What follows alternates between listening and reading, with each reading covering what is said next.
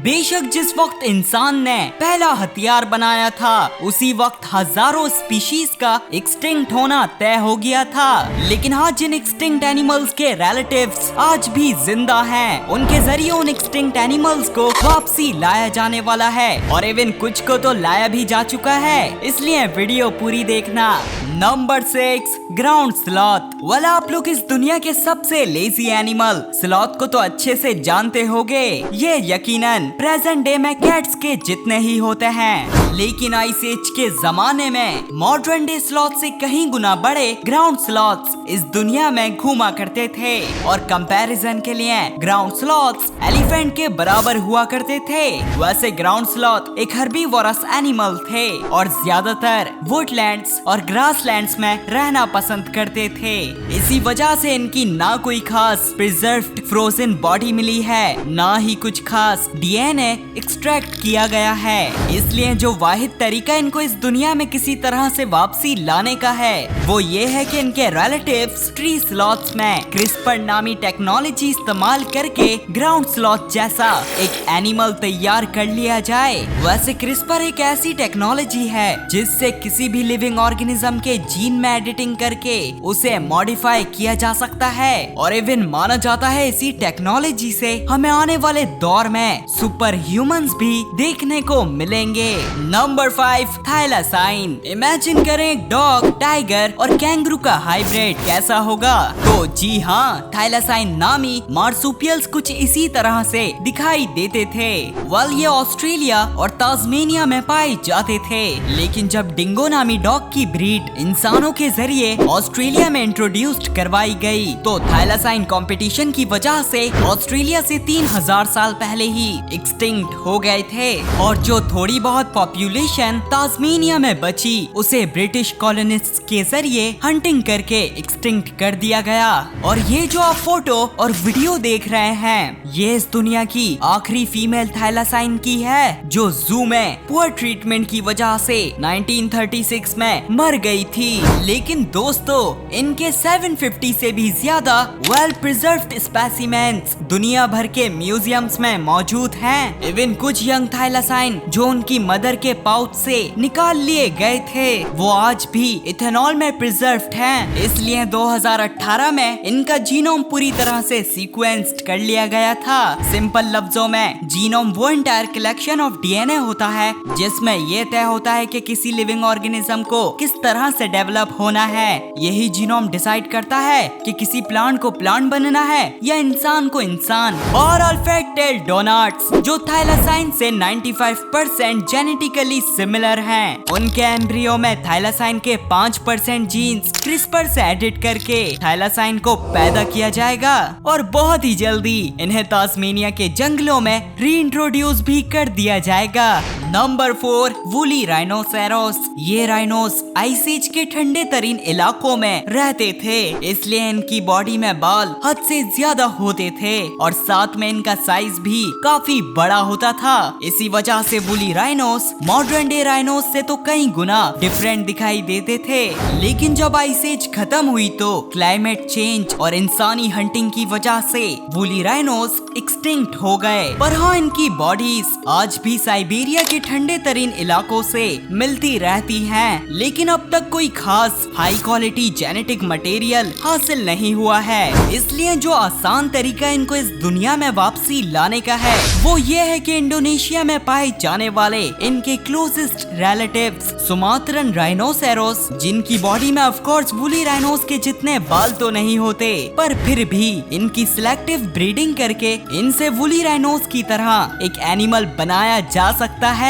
मान लें 2 Sumatran rhinos के जेनेटिक्स में प्रॉब्लम की वजह से स्किन में बाल थोड़े ज्यादा आ गए और अगर हम इन्हें सिलेक्ट करके इनकी आगे नस्ल चलाएंगे तो हमें इनके बच्चे भी ज्यादा हेयर वाले देखने को मिलेंगे।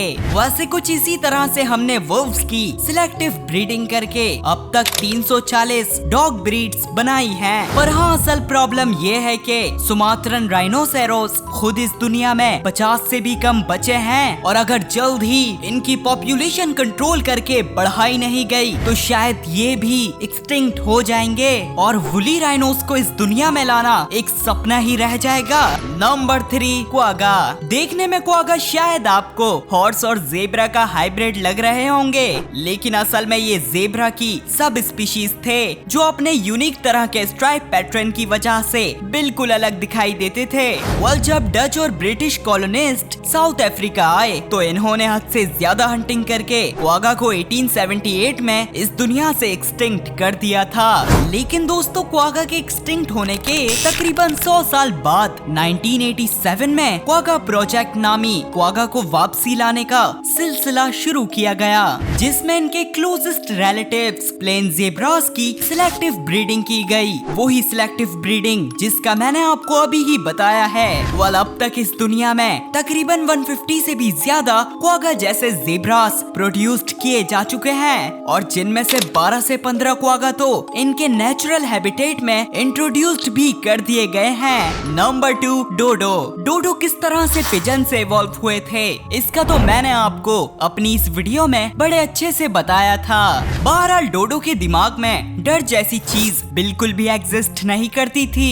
इसी वजह से जब 1638 में कुछ डच सोल्जर्स इनके हैबिटेट मॉरिशस आइलैंड में आए तो ना सिर्फ डच डोडो का शिकार करके इनको खाना शुरू कर देते हैं, बल्कि ये मंकी, रैट, कैट और डॉग जैसे शिकारी एनिमल्स भी इंट्रोड्यूस्ड करवा देते हैं। इसी वजह से डोडो अराउंड 1690 में एक्सटिंक्ट हो गए थे।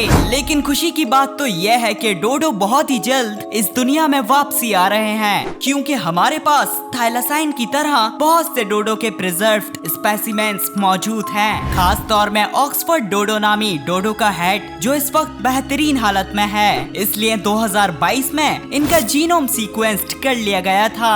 और यहाँ भी निकोबार पिजन जो सबसे ज्यादा क्लोजेस्ट पिजन की स्पीशीज हैं डोडो से, उनको होस्ट चुनकर उनके एग में क्रिस्पर के जरिए जीन एडिटिंग करके बहुत ही जल्द डोडो को वापसी इस दुनिया में लाया जाएगा।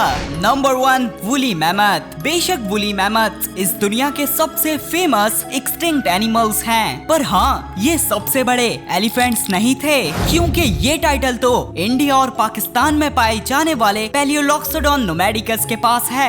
मैमथ्स के इतने खास होने की वजह इनकी बॉडी थी जो आइस एज में कितनी भी सर्दी हो उसे आराम से बर्दाश्त कर लिया करती थी। बहरहाल जब आइस एज खत्म होने लगी तो इनकी पॉपुलेशन भी काफी कम हो गई। साथ ही साथ इंसानों ने ना सिर्फ इन्हें अपने खाने के लिए हंट किया, बल्कि ये मैमथ की हड्डियों से अपने शेल्टर भी बनाया करते थे। और यूं आज से 10,000 साल पहले ये जायंट्स एक्सटिंक्ट हो गए थे।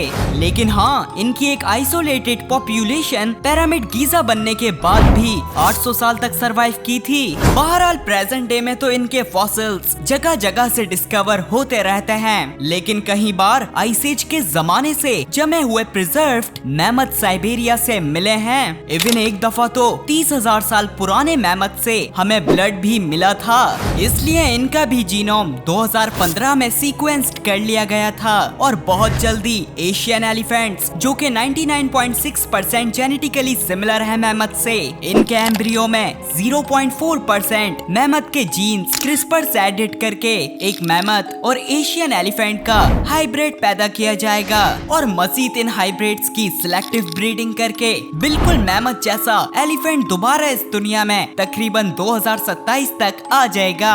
थाइलासाइन डोडो और मैमथ को वापसी लाने वाली एक ही क्लोसल बायोसाइंसेस नामी कंपनी है।